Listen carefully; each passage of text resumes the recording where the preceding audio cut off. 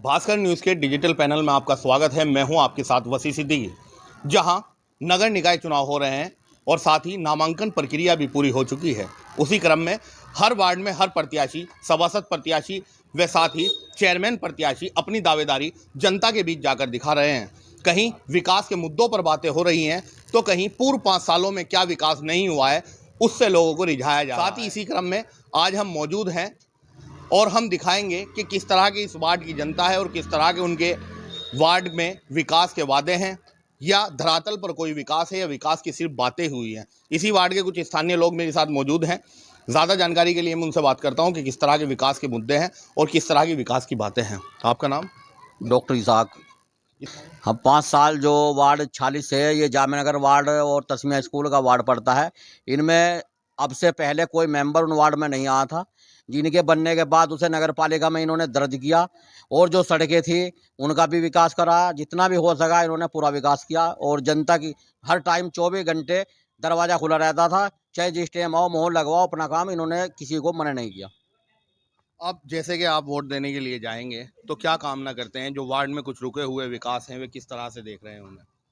जो रुके हुए काम है वे भी पूरे होंगे और वोट हम ये नहीं करेंगे। इंशाल्लाह बढ़िया है, एडवोकेट है और 55 वार्ड में जितने भी पढ़ी लिखी वे हैं, उनमें सबसे ज़्यादा पढ़ी लिखी महिला है, एडवोकेट है। मोहम्मद आबाद राना। आबाद मैं जी, अब आप मतदान करने के लिए जाएंगे तो किस तरह से पूरे चुनाव को देख रहे हैं? मैं तो चुनाव में सिर्फ ये देख रहा हूँ कि भाई ये जो 55-54 जितने भी वार्ड हैं, इनमें सबसे बड़ी की जो हुनार औरत है जो चुनाव लड़ रही हैं, सादिया एडवोकेट, ये बहुत काबिल तारीफ है। तो हमारा मन ये है कि हम वोट इन्हीं को करेंगे और मैं खुद मौजूदा अपने वार्ड का मेंबर हूँ, तो मेरा भी फुल सपोर्ट है इनके साथ।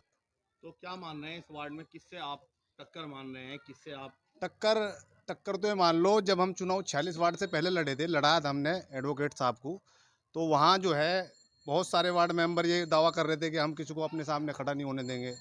लेकिन जब सादिया ने अपना एंट्री की तो बस धूल से उड़ा दी, सब खत्म।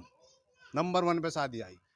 इसी वार्ड के कुछ और निवासी भी मेरी साथ मौजूद हैं कि जिम्मेदार भी हैं, एजिड भी हैं। मैं उनसे भी जानूंगा कि वे इस चुनाव को किस तरह से देख रहे हैं और किस तरह से विकास की बात कर रहे हैं या विकास के नाम पर क्या हुआ है क्या नहीं हुआ है, उसी सभी क्रम में बात होगी। आपका नाम? नसीर अहमद।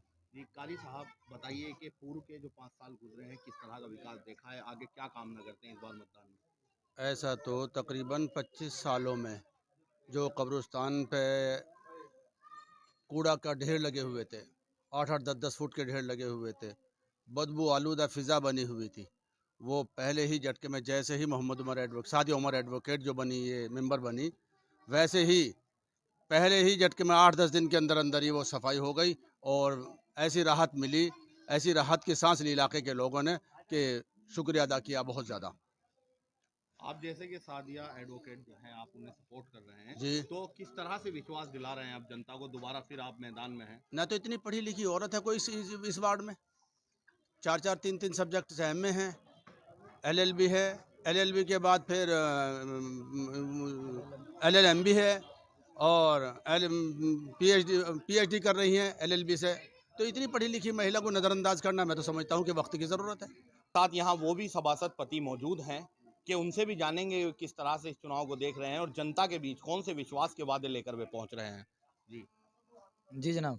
किस तरह से देख रहे हैं पूरे चुनाव? देखिए साहब, हम वार्ड 46 जो खालापार में पड़ता है उसमें हम मौजूदा निवर्तमान सभासद हैं। पिछले 25 सालों में नहीं बल्कि 30 सालों में कोई भी कब्रिस्तान के आसपास सफाई नहीं करा सका। लोग 50 मीटर दूरी से मुंह बंद करके निकलते थे, लेकिन आज वहाँ की फ़िज़ा ये है कि मुंह बंद करने की ज़रूरत नहीं है और खुली हवा में लोग सांस लेते हैं।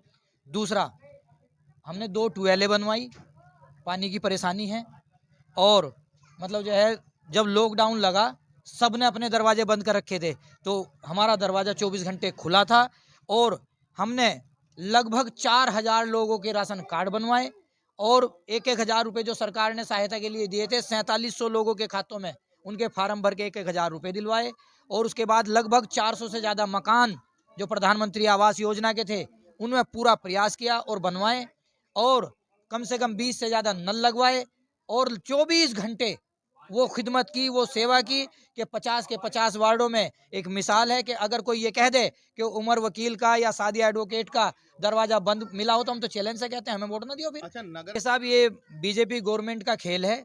बीजेपी गवर्नमेंट में अपनी जान बचाने के लिए अंजू अग्रवाल खुद को जो है बीजेपी में ले गई और बीजेपी में जाने के बाद में उन्होंने तब भी 90% वोट हमारा लिया और 90% वोट लेने के बाद में हम लोगों का कोई काम नहीं किया। हमारे क्षेत्र विकास से तरसते रहे और हम लगातार प्रयासरत रहे, एप्लीकेशन देते रहे, लेकिन हम लोगों की कहीं सुनवाई नहीं होती थी। आज भी हालात यही हैं कि जहाँ जहाँ मुस्लिम क्षेत्र हैं, अल्पसंख्यक वार्ड हैं, उनके हालात देख लीजिए। जो और वार्ड हैं मंडी गांधी कॉलोनी के, उनमें 30-30 कर्मचारी हैं और जो अल्पसंख्यक वार्ड हैं उनमें कहीं 8, कहीं 5, कहीं 7 कर्मचारी हैं और हमारे साथ सौतेला व्यवहार किया गया है, लेकिन फिर भी हम प्रयास करते रहे और करते रहेंगे। हमने आपको दिखाई कि वार्ड की क्या स्थिति है, किस तरह के विकास के मुद्दे हैं। हमने प्रत्याशी का रुख भी आपको सुनाया और साथ ही जनता की समस्याएं भी दिखाई। अगले फिर किसी और अंक में फिर कहीं और आपसे होगी मुलाकात। फिलहाल के लिए मुझे दीजिए इजाजत। कैमरामैन आजम खान के साथ मुजफ्फरनगर से वसी सिद्दीकी की रिपोर्ट।